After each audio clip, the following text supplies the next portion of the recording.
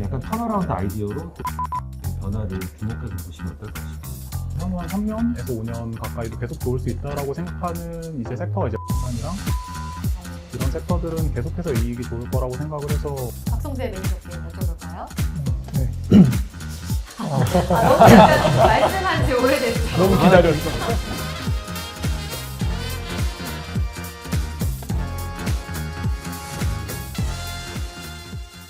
올 한 해 내부는 어떤 전략으로, 어떤 종목으로 이번 포트폴리오 운용, 또 하드캐리 할 계획을 갖고 계신지 궁금합니다. 향후 전략과 투자 아이디어를 여쭤볼 텐데 이번에도 우리 조 매니저님부터 출발을 해볼까요?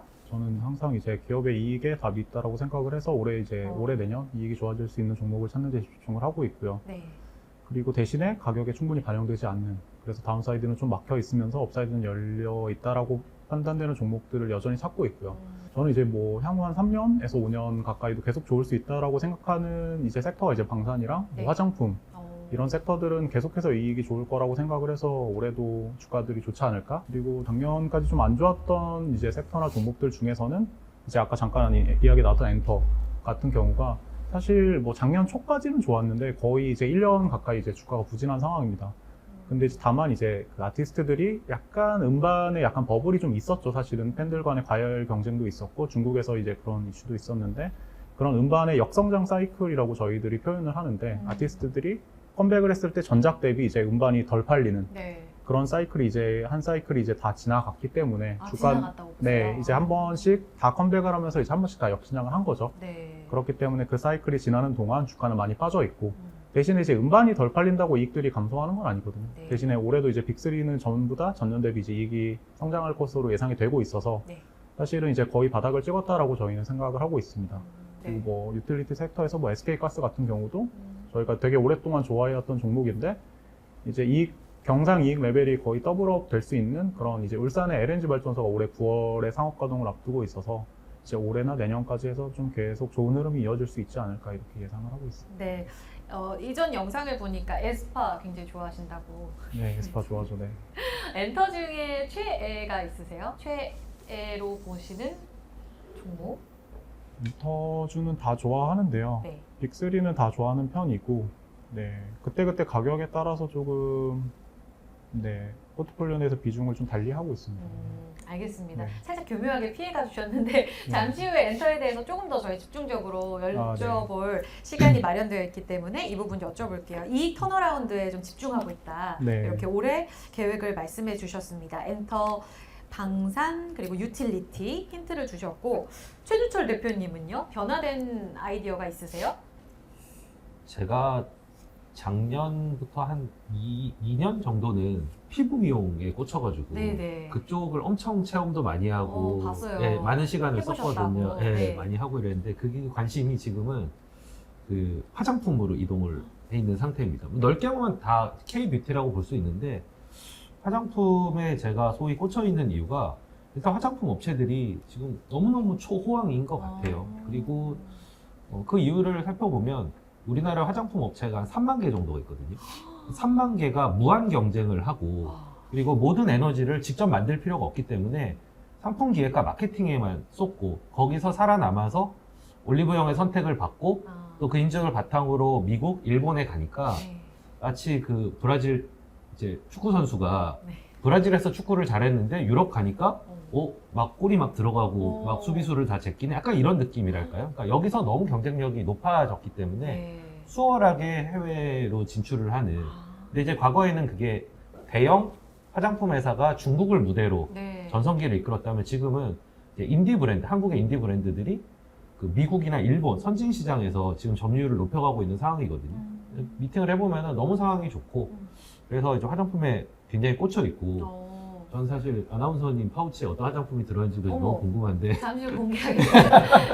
아니 사실 의료기기 같은 거는 네. 피부과 가셔서 이렇게 해보셨다는 영상을 저도 봤는데 화장품은 체험하기가 어렵잖아요, 직접. 색조 이런 거. 일단 요즘에 올리브영을 일주일에 한 두세 번 정도 가고요. 와. 그 앱으로 랭킹은 뭐 매일 보고 있고 그리고 이제 뭐 여자 뭐 기사님들을 만나면은 네. 이제 또 물어보기도 하고 많이 수집하기도 하고 직접 써보기도 하고 네네. 예, 다 사보기도 하고 최대한 하여튼 체험을 하고 있는데 뭐 색조나 이런 거는 좀 쉽지는 않더라고요. 사실 그렇죠. 제가 직접 쓰는 게 아니다 보니까. 맞아요. 남자분들이 좀 이해하기 네. 어려운 부분들도 확실히 있는 게 이제 세상에 같은 코랄은 없다, 네. 같은 주황색은 없다 할 정도로 이걸 잘 이해 못 하시더라고요. 좀 근데 어렵더라고요. 컬러가 정말 다양해서 예. 이런 부분. 근데 립을 굉장히 우리나라가 잘하지 않나요? 맞습니다. 립을 또 전문적으로 잘 만들고 어. 뭐 이제 발색도 중요하고 어. 이제 지속력. 입술에 안 끼는 거, 예, 맞아요. 지속력, 예, 지속력과. 그 미묘한 그런 색깔, 이제 이런 것들이 중요한데 전문가시네요. 네. 이렇게 워낙에 소비자들 수준이 높기 때문에 거기에 맞추다 보니 경쟁력이 엄청나게 올라간 케이스라고 볼 수가 있습니다. 그리고 화장품 업체들이 상장되어 있는 곳들이 되게 많거든요. 그것도 좀 재미있는 것 중에 하나인 것 같아요. 그러니까 많은 것 중에서 또 고를 수 있는 폭이 넓다 보니까 계속 마치 이제 지층이 쌓이듯이 계속 지식이 쌓이면서 좀 안 보이던 종목들도 좀 다시 보게 되고 종목들도 넓어지고 해서 현재 제가 맡고 있는 한가투 펀드의 포트폴리오에서 화장품의 비중과 가지수가 계속 늘어나고 있는 상황입니다. 오, 그렇군요. 흥미롭습니다. 그럼 의료기기에 대한 관심은 이렇게 의료기기는 사실 저희가 거의 이제 고점에 네. 대부분 다 매도를 했고요. 자연스럽게 그 다음에 이제 그 화장품 쪽으로 넘어갔습니다. 그렇군요. 그리고 제가 소비재에 아무래도 집중을 좀 하다 보니까 요즘 좀 눈에 들어오는 소비재는 일단 첫 번째는 이제 음식료에서는 저는 오리온에 관심이 좀 많습니다. 오리온이 최근에 그 바이오 업체 이제 출자했다가 네. 아주 그냥 시장에 그 찬바람을 맞았는데 그렇죠. 이제 그거를 옹호한다기보다는 예. 그 이후의 현재의 가격 아. 플러스 오리온이 원래 사업을 굉장히 잘하는 곳입니다. 정말 본질적으로 이제 소비자들이 원하는 제품을 개발하고 그리고 그거를 박리담회해서 가동률을 높이고 뭐 영업이익률이 이제 16% 과자를 팔아가지고 나올 정도로 잘하는 곳이라는 신뢰가 기본적으로 있고요. 네, 그리고 여기도 마찬가지로 워낙 뭐 중국, 러시아, 베트남에서 잘한다는 거 알고 있지만 거기 안에서도 혹시 그 알맹이라는 네. 마이구미 알맹이라는 젤리 혹시 드셔보시죠? 그 마이구미 안에 있는 거예요? 예, 마이구미 안에 그 겉은 좀 쫄깃하고 안에가 이렇게 좀 안에 부드러운 오. 예, 약간 포도알 같은 느낌의 그런 젤리가 있는데 오, 못 그게 먹어봤어요. 예, 그게 중국이랑 러시아에서 굉장히 인기가 아, 높습니다. 정말요? 예, 그러니까 하리보 같은 거는 젤리가 좀 딱딱하잖아요. 근데 아시아 사람 좀 맞아요. 부드러운 걸 좋아하거든요. 맞아요. 그래서 젤리가 히트를 치고 있고 그리고 꼬북칩이 너무 좋아요. 요즘 미국에서 엄청난 인기, 터틀칩이라고 오. 예, 엄청난 인기를 끌고 있거든요. 네. 그리고 거기에 계속 이제 제품을 붙이면서 뭐 인도도 지금 진출을 해 있는 상태고요. 와, 그래서 뭐 인도인들 한 명만 사 먹어도 그런 논리긴 한데 이제 뭐 매출은 그렇게 크진 않습니다. 이제 시작을 하는 건데 네네, 이런 시장 역량에 대한 진출. 신뢰가 있다 보니까 네네. 현재 가격에서는 좀 제 눈에는 퀄리티 대비해서 네. 많이 싸 보인다. 이런 게 좀 눈에 띄고 네. 그리고 또 하나는 이제 그 저희가 그 K 컨텐츠 중에서 드라마에 투자해서 사실 그동안 재미를 잘 못 봤거든요. 진짜 안 올라요. 예, 드라마가 이제 해외로 틀어가지고 그 다른 사업들의 꽃길만 깔아주고 예를 들면 아. 화장품이나 음식료나 뭐 이런 거에 꽃길만 깔아주고 맞아요. 본인은 정작 그 실익을 못 챙겨서 쪽이 좀 좋지 않았는데 네. 근데 주가가 지금 많이 내려와 있는 상황입니다. 내려와 있는 것들 중에서 눈에 띄는 거는 저는 CJ ENM인 것 같아요. 왜냐하면 티빙이 네. 그 OTT 전쟁을 할 때 예. 뭐 매일 그 오리지널 그거 드라마 개발한다고 돈 많이 쓰고 가입자 경쟁하고 그러느라고 누적 적자가 엄청납니다. 네. 규모가 작아서 그렇지 거의 한전 수준의 그런 한전수. 적자를 계속 발생을 시켜왔는데 왜냐하면 그 사업 하나로 그래요. 예. 2천억씩 적자를 뭐 매년 내고 했었으니까. 근데 이제 OTT도 이제 많이 지금 좀 줄어들고 있는 추세고요. 네. 티빙을 중심으로 해서 또 많이 통합이 되기도 했고 네. 그리고 이제 돈을 벌어야 계속 이렇게 까먹을 수는 없잖아요. 그래서 뭐 광고제 요금이라든지 뭐 가격 인상을 시도하기도 하고 드라마보다는 좀 저비용의 뭐 환승연애라든지 뭐 피라미드 게임이라든지 너무 예, 재밌죠 다. 그런 그 예능들 중심으로 해서 네. 유저들을 좀 모으는 거기에 이제 그 요즘에 야구를 인터넷으로 보려면 이제 티빙으로 봐야 스포츠 중계가 또 엄청나게 네. 하드캐리 한다고 하더라고요. 그걸 이제 새로 이제 티빙이 독점 중계를 하게 돼서 이제 남성 유저들도 끌어들일 수 있게 됐거든요. 그래서 티빙의 적자가 네. 이제 많이 줄어들 것 같습니다. 음. 이제 약간 턴어라운드 아이디어로 또 ENM의 변화를 주목해서 보시면 어떨까 싶습니다. 그렇군요. 스포츠 구독하세요? 저는 OTT만 7개를 와. 구독해서 보고 있습니다. 이게 가치 네. 투자, 그러니까 내 체험을 바탕으로 한 가치 투자를 위해서는 이렇게 해야 되는 건가 봐요. 저는 구독료가 화장품도 한 20개? 거기 정말요? 미용기기도 그 네. 바르는 거 있잖아요. 예. 그것도 4개를 가지고 있습니다. 집에서 네. 쓰는. 네. 오. 오, 제 얼굴이 실험실입니다. 어쩐지 피부가 또 너무 좋으셔가지고 그런 면도 좀. 꿀팁 알려주시기 바랍니다. 아, 지금 화장품이 그럼 한 몇 종목 정도 들어있어요? 아까 많다고 하셨는데 이게 6개? 6개 정도? 네, 네. 오, 제가 정확하게 지금 파악한 게 맞다면 113개가 편입 종목수 맞나요? 전체 종목? 그렇죠. 그런데 이제 제가 관리하는 종목은 한 40개? 3분의 1, 예, 3분의 그 1 중에서 한 6개니까 상당히 많이 들고 있는 오, 셈이죠. 그렇군요. 저 궁금한 게 혹시 조창현 매니저님 엔터도 좋아하시잖아요. 엔터가 이 K-뷰티의 하나의 배경이 된다 이런 이야기들 많이 하지 않습니까? 이를테면은 우리 걸그룹들 뷰티 따라하려고 외국인 분들이 굉장히 유튜브 많이 본다고 들었거든요. 이렇게 네. 선순환의 그림도 같이 좀 체크하고 계세요? 사실 뭐 엔터도 마찬가지고요. 사실 코로나 기간 동안 이제 K 콘텐츠 한국 드라마들이 많이 이제 서구권에서도 많이 시청을 하게 되면서 네.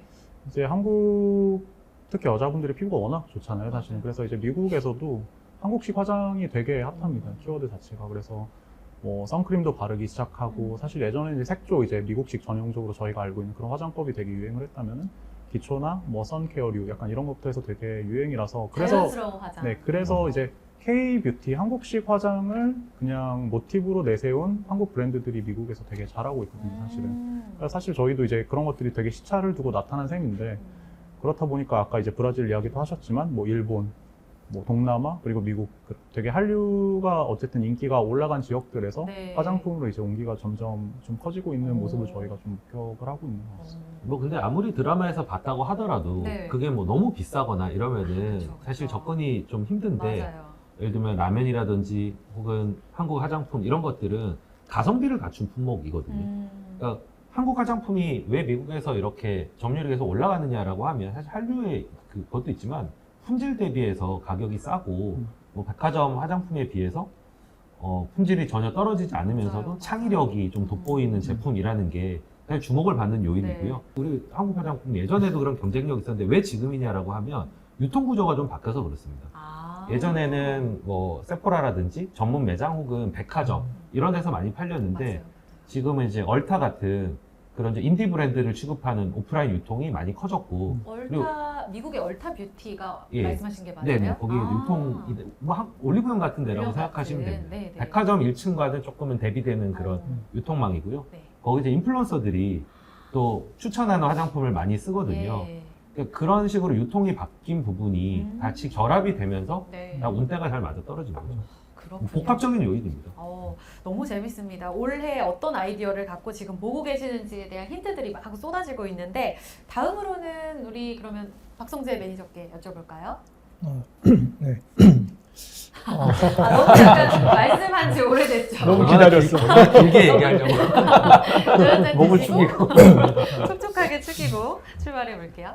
그러니까 이제 작년부터 이제 중순부터는 이제 상반기에 좀 올랐었던 이제 피부 미용이라든지 의료기기라든지 아니면 뭐 2차전지 그다음에 뭐 엔터 이런 걸 줄이면서 네. 작년 중순부터는 지금 반도체 비중을 계속 좀 꾸준히 지금 늘려오고 있는 상황이고요. 네. 2017년도에 이제 서버 시장이 좀 이제 열리면서 그때 예. 이제 우리나라 반도체 시장이 그때 새로운 좀 전성기를 맞이했었는데 그때 이후로는 저희가 지금 처음으로 이제 반도체 비중이 좀 그때 수준과 좀 비슷하게 좀 올라온 상황인 것 같아요. 제 포트폴리오 상에서는. 네.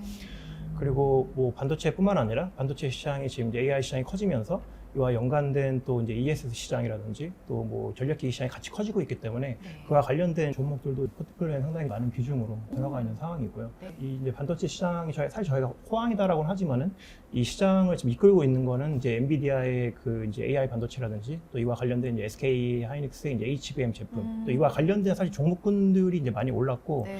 사실 어떻게 보면 그렇지 않은 종목들은 상당히 좀 많이 소외가 되어 있는 상황인데 사실 이러한 현상에는 좀 두 가지 저는 이제 배경이 있다라고 보는데 먼저는 이제 사실 AI 반도체는 굉장히 좋은 건 맞지만은 여전히 이제 레거시로 분류가 되는 뭐 PC라든지 헤드셋이라든지 이런 쪽의 수요는 아직까지도 좀 회복이 좀 굉장히 좀 더딘 상황이에요.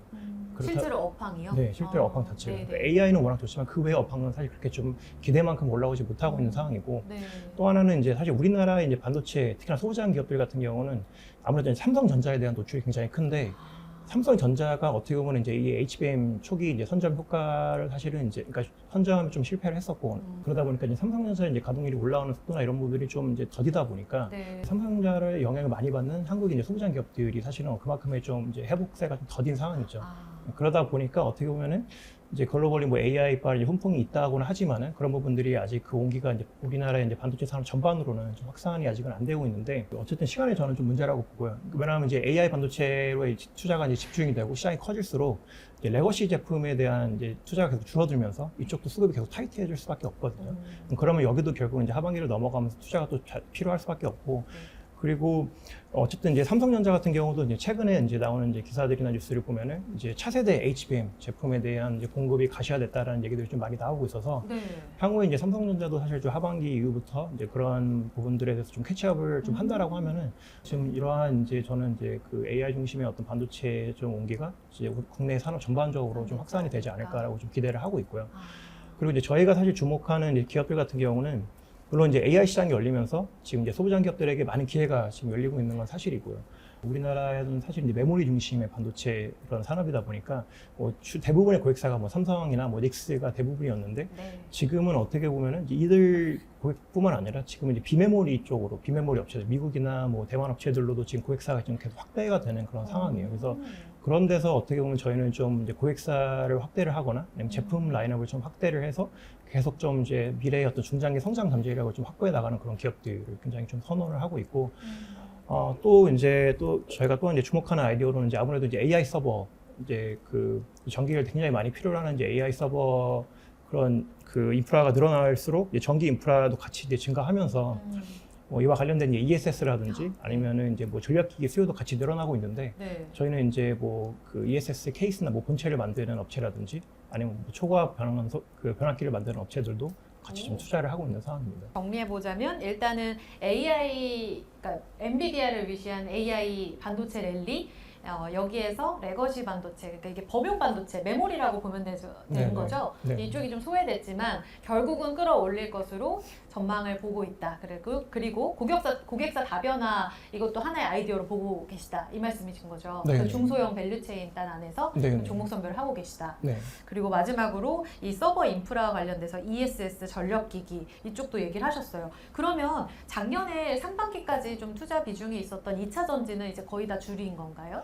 사실 연초에는 저희가 이제 코스모 신소재라는 회사가 그래도 많이 운 좋게 좀 많이 올라져가지고 네네. 수익률을 많이 좀 그러니까 수익이 많이 난 상태에서 저희가 그래도 그때 빠르게 줄일 수 있었고 저희가 좀 어쨌든 선호하는 그런 아이디어는 그러니까 시장은 당연히 성장을 하겠죠. 시장은 네. 성장을 하겠지만은 또 그만큼 또 이제 공급이 같이 늘어나는 구조다 보니까 실제로 뭐 3, 4년 뒤에 업체들이 특히나 이제 소부장 업체들이나 소재 업체들이 어느 정도 뭐 돈을 벌 수 있을지에 대한 사실 좀 불확실성이 좀 큰 것 같아요. 그래서 저희가 이제 이렇게 좀 고성장하는 시장에서는 네. 시장의 성장뿐만 아니라 침투율을 같이 늘려갈 수 있는 좀 그런 업체들을 좀 선호를 하고 있고 그런 아이템 위주로 저희가 좀 보려고 하고 있습니다. 침투율 중요한 또 전문 용어를 말씀하셨고요. 이 AI 전력 설비 관련해서는 진짜 고공행진하는 종목들이 너무 많잖아요. 변압기 그리고 말씀하신 종목들부터 시작해서 이제 전선주 다양한 종목들까지 이렇게 고공행진하고 있는데 피크아웃 우려는 없는 건가요? 저희가 좋아하는 종목 사실 밸류에이션이 굉장히 좀 싼 종목이에요. 사실 뭐 대장이라고 할 때는 그런 종목은 갖고 있지는 않고요. 여기서 또 어떻게 발굴을 보면 하시는군요. 비슷한 제품을 납품을 하지만은 네네. 상대적으로 밸류에이션이 굉장히 싼 종목을 가지고 있고 그 이유는 아무래도 이제 뭐 효성중공이라는 회사 같은 경우는 사실은 이제 계열사의 뭐 건설사 리스크도 예, 예. 있었고 그리고 또 하나는 유럽 비중이 크다 보니까 작년 같은 경우는 사실 이제 변압기 시장이 미국 중심으로 굉장히 성장을 했었는데 네. 그러한 이제 사실 성장에서 약간은 소외가 됐었고 근데 반대로 올해 같은 경우는 유럽 시장도 많이 올라오고 또 마진이 또 같이 개선이 되면서 저희는 이제 이 밸류에이션 갭을 좀 많이 줄여 나가지 않을까라고 기대를 해서 좀 투자를 하고 있습니다. 그렇군요. 반도체가 또 워낙 하드캐리하는 시장이었다 보니까 고점 시그널을 어떻게 보실까라는 질문을 좀 드려보고 싶은데 사실 궁금해요. 뭐 엔비디아 차테스트처럼 네. 얼마 깨지지 않으면 보십시오 이런 건 아닐 거잖아요, 그렇죠? 물론 당연히 반도체 업황 전체적인 사이클을 같이 타긴 하겠지만은 저희가 중요하게 보는 이 레벨 자체는 저는 좀 더 계산식으로 올라갈 수 있다라고 보고 있거든요. 그래서 네. 그런 종목들을 저희가 좀 찾으려고 노력을 많이 하고 있고 근데 당연히 고점에 대해서는 아무래도 뭐 반도체를 투자하시는 분들은 다 아시겠지만은 이제 공급이 많이 늘어날 때 투자를 네. 적극적으로 할 때 아. 그때인데 지금은 뭐 사실 여전히 투자에 대해서는 AI를 제외하고는 레거시 분야에 대해서는 투자가 굉장히 2년 전부터 네. 굉장히 많이 축소가 된 상황이고 네. 여전히 지금 셋업 업체들 같은 경우는 이제 투자를 굉장히 보수적인 스탠스로 가져가고 있기 때문에 아직은 뭐 좀 그런 우려 시그널들이 아직은 좀 나오지는 않고 있지만은 향후에 이제 시장이 너무 좋아지면서 네. 투자를 막 여기저기서 늘린다라고 하면은 그때부터는 좀 조심해야 되지 않을까 생각하고 있습니다. 알겠습니다. 버텀업이기 때문에 전체적인 업황 사이클도 보시긴 하지만 이익이 계단식으로 계속 늘어나는지 여부를 추적 관찰한다라는 말씀을 해주셨고 업황 전체적으로 봤을 때는 결국 삼성전자가 캐펙스를 늘리느냐 그 이후에는 어떻게 되느냐 그 시그널을 좀 보고 계신다라고 정리를 해보겠습니다. 그러면 마지막으로 우리 김민국 대표님 올해는 어떻게 하드캐리 하실 생각이시죠? 저는 이렇게 좀 투자의 특성이 투자 스타일의 특성이 그 꿈보다는 오해에 투자하는 편이고요. 꿈보다는 오해 쪽에 투자하고 사람들은 변하거나 성장하는 걸 좋아하는데 저는 변하지 않는 걸 좀 더 선호하는 편입니다. 그러니까 불변의 아이템. 10년 전, 20년 전에도 돈을 벌었던 아이템인데 뭐 지금에도 남아 있는 부분들, 그러니까 뭐 인도 시장에 잘하는 롯데 웰푸드나 이런 것들 좀 주목해서 뭐 거기서 이제 초콜릿 뭐 이런 거 팔고 뭐 빼빼로 팔고 이런 것들 좀 더 선호해서 좀 더 그런 잘하고 있는 걸로 영역을 넓히는 이런 제품들을 만드는 회사들을 조금 더 보고 있고요. 저는 금융이나 이런 것들이 한국에서 규제나 너무나 지나친 일종의 그 배당 성향 제한 이런 것들은 사실은 다른 나라에는 별로 없는 부분인데 이게 밸류 바람 불면서 결국은 정부가 풀어주고 있거든요. 예. 옛날에는 은행은 알지? 배당 성향 20%는 넘어가면 안 되는 거. 그리고 야, 너하고 이 돈 버는 것도 틀리고 일종의 그 건전성이 이런 것도 다 틀린데 다 똑같이 무슨 머리에 똑같이 이렇게 보면은 모두 그 패딩 똑같은 거 입고 있고 머리 똑같이 바가지 머리 하거나 뭐 군인 머리 깎는 것처럼 네. 그렇게 했었는데 지금은 이제 정부가 나서서 밸류업을 해야 된다라고 하는데 역설적으로 규제를 많이 했던 만큼 자기가 규제를 그만 하지 않으면 업사이드가 생길 수도 있거든요. 그래서 저는 오히려 금융 같은 경우에 여전히 밸류에이션이 싸고 그런 것들을 개선을 하거나 내지는 최소한 더 괴롭히거나 규제만 하지 않더라도 업사이드가 최소한 외국의 어떤 그 수준까지는 올라갈 수 있는 부분이기 때문에 네. 금융회사들 좀 더 금융 지주들 이렇게 주목해서 보고 있고요. 그리고 좋아하는 섹터는 여전히 지주회사들.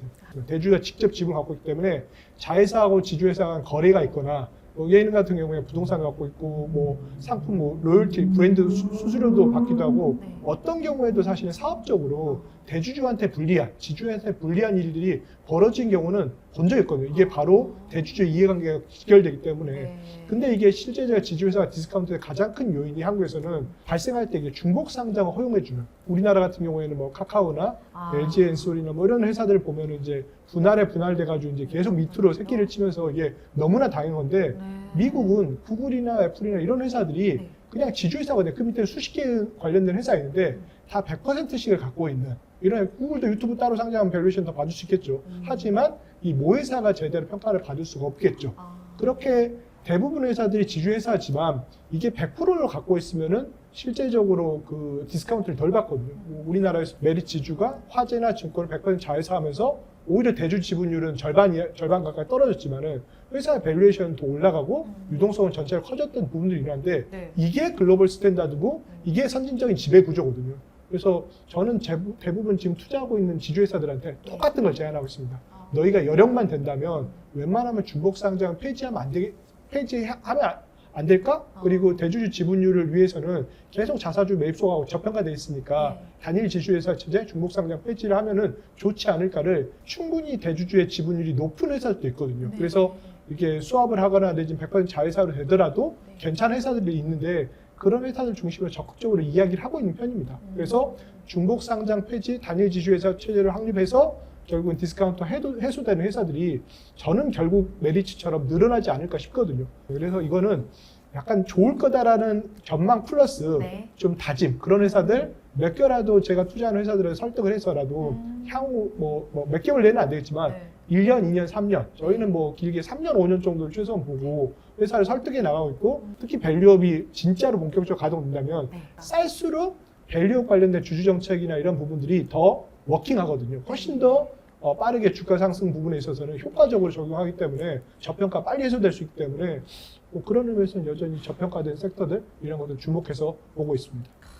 희망적이지만 해낼 수 있다. 해야죠. 멋집니다. 꼭 해내겠다라는 말씀. 소액주주들의 어떤 이익과 권리를 존중한다는 게 마치 대주주랑은 전혀 상반되는 걸로 이제 많이들 인식을 하시는데 그 부분을 깨 나가기 위해서 계속 노력하고 계신다. 저희는 참고로 얘기하고 싶은 건 매운맛 20%, 순한맛 80% 하는데 저희는 대주주하고 이해관계가 훨씬 더 맞다. 진짜로 밸류업이 되고 실제로 유동성도 늘어나고 시가총액도 커져야지 오히려 자유스럽게 매매를 할 수 있는 거지. 실제적으로 주가가 다소 저희하고 회사 분쟁처럼 보유 이런 것 때문에 주가가 올라간다고 해서 저희가 엑시당하나 이럴 수 있는 부분이 아니거든요. 그리고 그런 걸 보여주면 당연히 저는 일종의 그러니까 속칭 양아치 같은 아니, 그런 회사를 전문 용어 나왔네요. 그런 네네. 사람 그런 투자자들을 위해서 투자할 수 없잖아요. 회사의 어떤 대주주만큼 아니지만 그 비슷한 기업 그 호흡을 갖고 장기적으로 회사를 투자하면서 진짜로 밸류를 올려가야지 저희는 이게 평판상도 좋고 대주도 저희를 신뢰할 수 있고 궁극적으로 소액주도 저희를 신뢰할 수 있다고 보거든요. 근데 저희는 소액주를 대신해서 이것을 용언해 준 게 아니라 저희 고객들을 대신해서 하기 때문에 그럼 전 선량한 관리자 내지는 용기 있는 관리자로서 역할들을 하는 게 중요하다고 생각합니다. 그러면 자연스럽게 밸류업이 되지 않을까. 마냥 적대적인 게 좋아라는 생각을 갖고 계신 오해하신 분들께는 어떤 역할을 또 지지하고 계시는지 어떤 책임론을 갖고 계시는지에 대해서 많은 힌트를 주신 것 같아요. 한번 따로 날 잡고 우리 준철 스쿨처럼 민국 스쿨도 한번 열어주시면 좋을 것 같네요. 그렇죠? 밸류업 특로. 저 샤이해서. 다시 한번 최애 돌은 그대로 멈춰 계신 거예요. 드세라핌 말씀하셨는데 전 바뀌었습니다. 바뀌셨어요. 여돌 최애는 엠믹스고 남돌 최애는 스테이키즈인데 그런데 보유 비중은 JYP가 제일 높아요. 냉정하시네요.